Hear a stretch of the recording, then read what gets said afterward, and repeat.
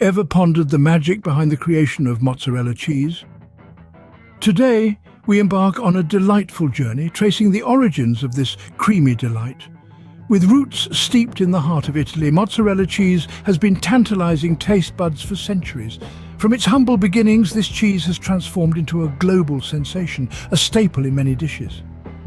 The secrets behind its creation are as intriguing as its taste.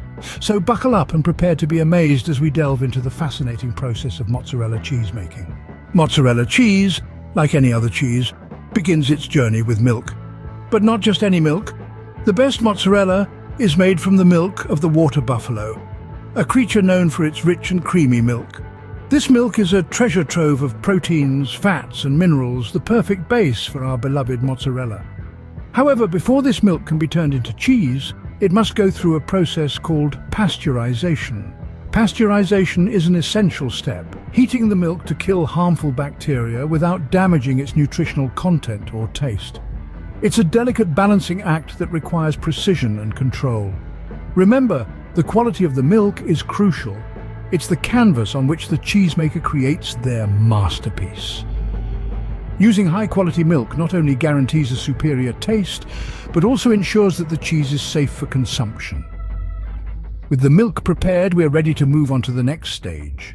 Next, we introduce our milk to the crucial process of curdling. Curdling, you see, is the act of separating the milk into solid curds and liquid whey. This might sound like a daunting process, but it's actually a fascinating blend of science and art. So, how does curdling work? Well, it all begins with a fascinating ingredient called rennet. Rennet is an enzyme that's traditionally sourced from the stomachs of ruminant animals. These days, though, we also have vegetarian options available. When added to the milk, rennet acts like a catalyst, causing the milk proteins, specifically casein, to change their structure and clump together, forming what we know as curds. The remaining liquid, rich in lactose and whey protein, is the whey. Now, you might be wondering, why rennet? Can't we just let the milk sour on its own? Indeed, that's how some cheeses are made.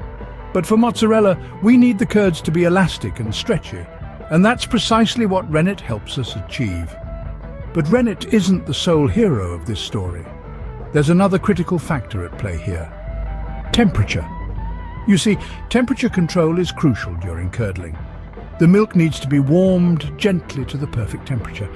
Too hot, and the curds will become tough. Too cold, and the curds won't form properly. It's a delicate balance indeed, and one that requires patience and precision. But when done right, it's a sight to behold, as the once uniform milk transforms into a landscape of soft white curds floating in clear yellow whey. This process of curdling is not just about transforming milk into curds and whey. It's about setting the stage for the next steps in cheese making. It's about preparing the milk, guiding it, coaxing it to become the cheese we desire.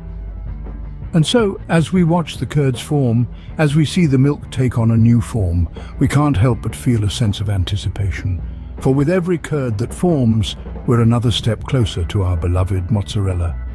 And that, my friends, is the magic of curdling.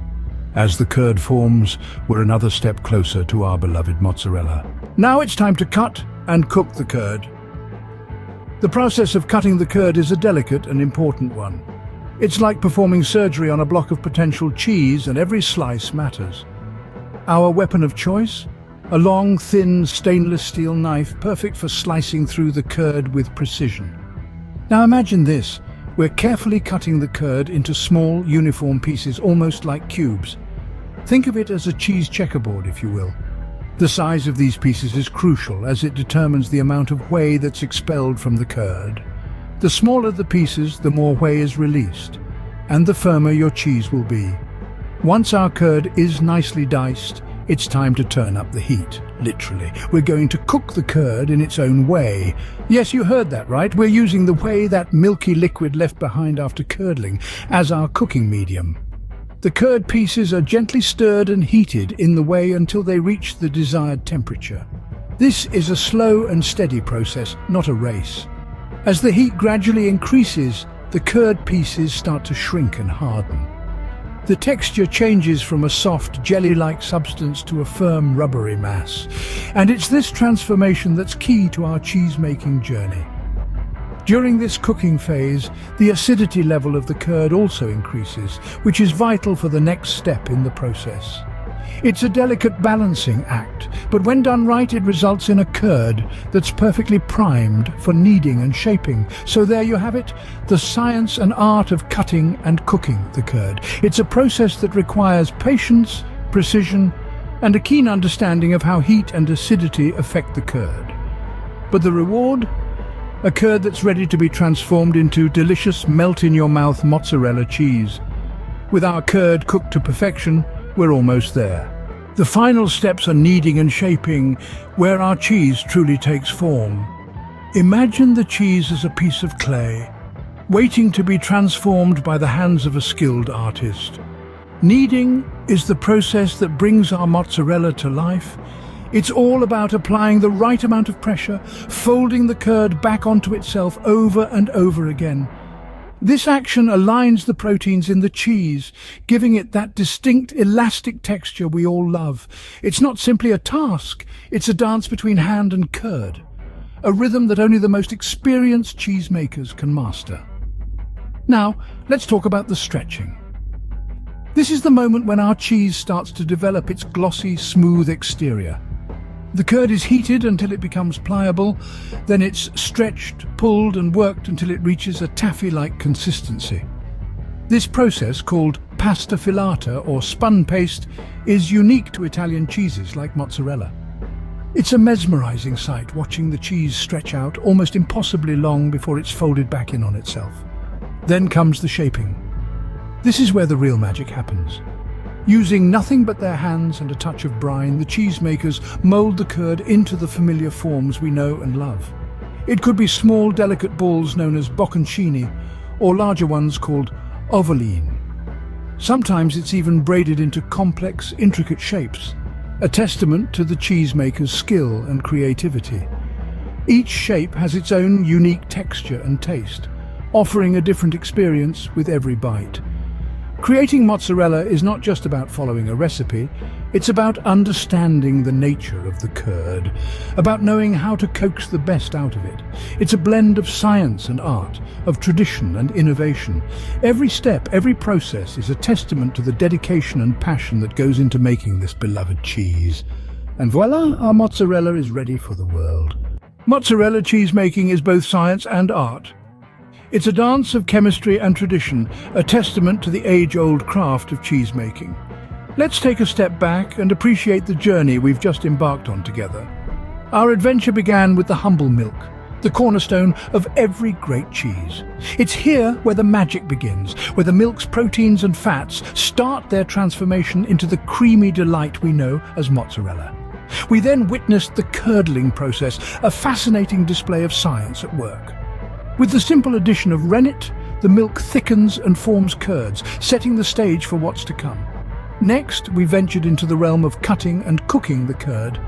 This is where precision and patience come into play. The curd must be cut to the perfect size, then cooked just right to achieve that quintessential mozzarella texture. Finally, we arrived at the kneading and shaping stage. This is where the true artistry shines through. Each mozzarella ball is a masterpiece, shaped by skilled hands that have perfected their craft over countless hours. Yet the beauty of mozzarella lies not only in its creation, but also in its variations. Each batch of cheese can offer a unique taste and texture, a testament to the subtle nuances of this craft. So the next time you enjoy a slice of mozzarella, remember the journey it has been on to reach your plate. From a simple ingredient like milk, we've created something truly delicious. Isn't it fascinating how something so ordinary can be transformed into a culinary delight like mozzarella? It's a testament to the magic that happens when old-world traditions meet our modern kitchens.